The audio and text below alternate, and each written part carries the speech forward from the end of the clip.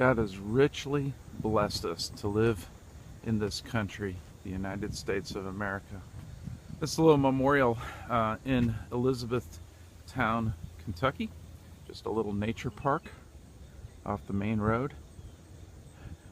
Just a reminder of the men and women who have served this country well and have made it possible for us to live in freedom.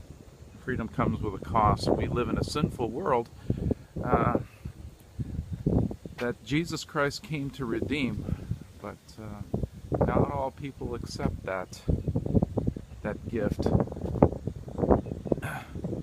eternal life. And so, or the gift that goes even beyond that and gives us the hope and the ability to deal with sin in this world.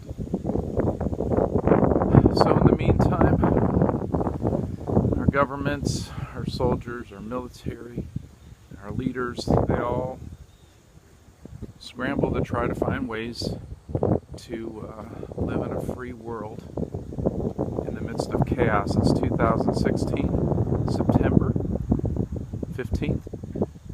Just celebrated the 15th anniversary of 9/11.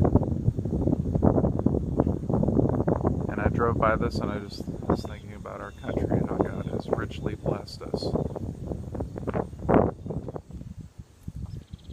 September 11, 2001, I was traveling to Louisville, Kentucky, and going to a pastor's meeting. As part of an evangelical free church at the time in Georgetown, and as pastors we had been getting together at each other's different churches for months, if not years at that point. And I was looking forward to seeing my friend Tom Opsinger, and of course seeing the other pastors, but me and Tom had already started to forge a pretty close relationship, and we were going to Grace Evangelical Free Church there in Louisville, Kentucky that morning. I think I was riding with Jack Brooks. As we came in the church, there was commotion. We weren't listening to the radio on the way there, and so we had no idea. And I believe the meeting was starting around 10, and we were probably getting there a little earlier, but a lot of things had happened already. The first plane had hit the building, the Twin Towers, and I think when we came in, the second plane had hit the towers or was about to. I don't remember the timing of everything, but I just remember, we were all huddled around a little TV that Tom had in the youth room, and it just was an unbelievable sight, just to sit there and see destruction like that. I think we were all in kind of shock. We ended our meeting. We all went home. I remember calling Granny and seeing if she was watching the news, and I believe she was. And it was just a horrific sight. Later we found out one of the third planes had hit the Pentagon, and the fourth plane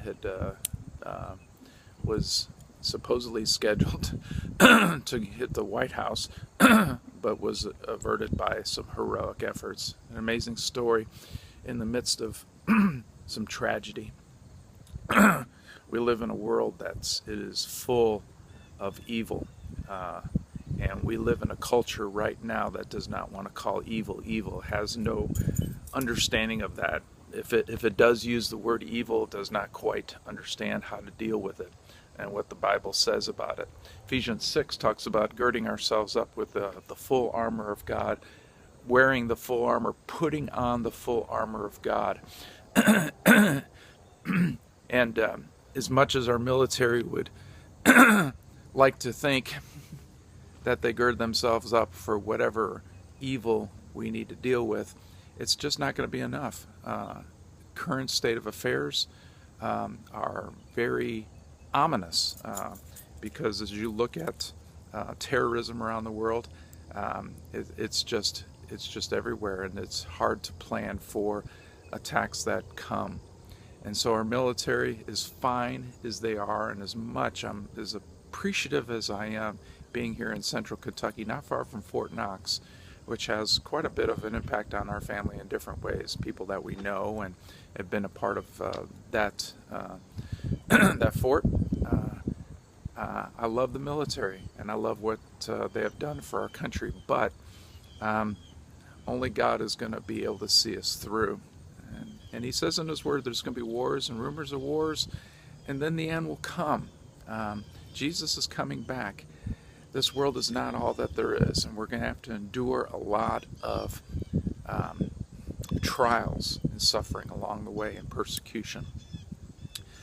And a great way to do that, the great way to be able to deal with the evil around us as individuals and as a church, is if we gird ourselves up with the full armor of God. Read it in Ephesians 6.